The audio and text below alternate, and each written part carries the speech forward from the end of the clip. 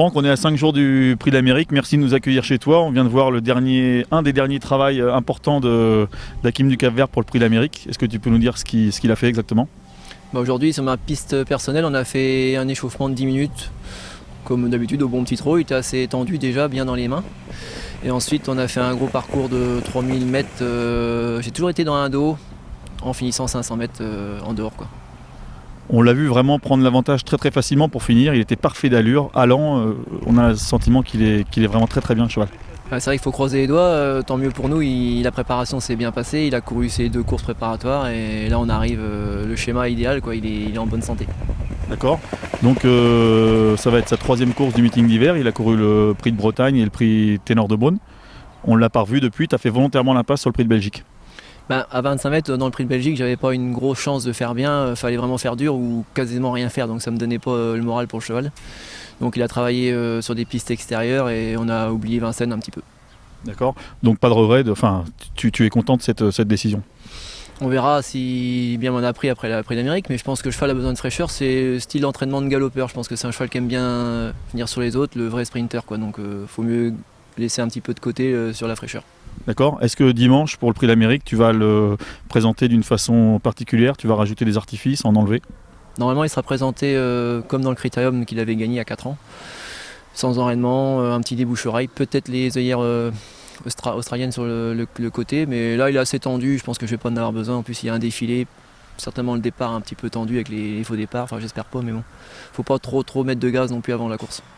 Même si tu n'as pas parcouru le Prix de Belgique, tu l'as regardé évidemment, tu as vu comme nous la démonstration de Bold Eagle. Tu vas aller dimanche à Vincennes, dans quel état d'esprit? C'est un très beau Prix d'Amérique parce qu'on est 5-6 à pouvoir rivaliser ou au moins suivre Bold Eagle. Après, on ne sait pas si on pourra le battre. Un par un, j'ai toujours dit on ne pourra pas le battre. Maintenant, à plusieurs, si on se débrouille bien, on peut arriver. C'est un Prix de Belgique sans train. Il a fait 500 mètres, son cheval à Sébastien, il est très bien, très prêt aussi. Donc je pense que tout se passe bien aussi pour lui.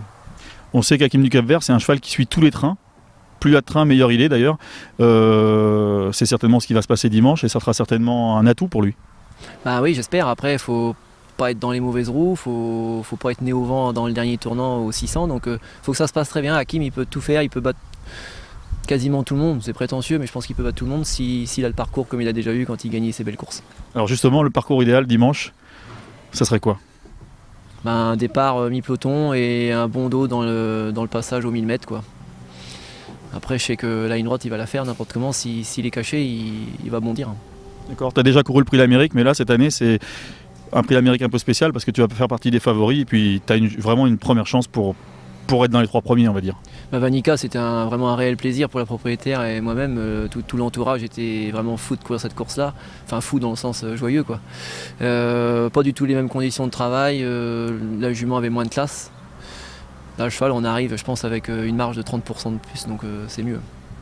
D'après toi, est-ce que, on va terminer sur cette question-là, est-ce que Hakim du Cap-Vert, il peut gagner le Prix d'Amérique dimanche? On va rien dire, mais j'ai toujours pensé que c'était le vrai champion. D'accord. Ok Franck, merci encore de nous avoir accueillis, puis à dimanche.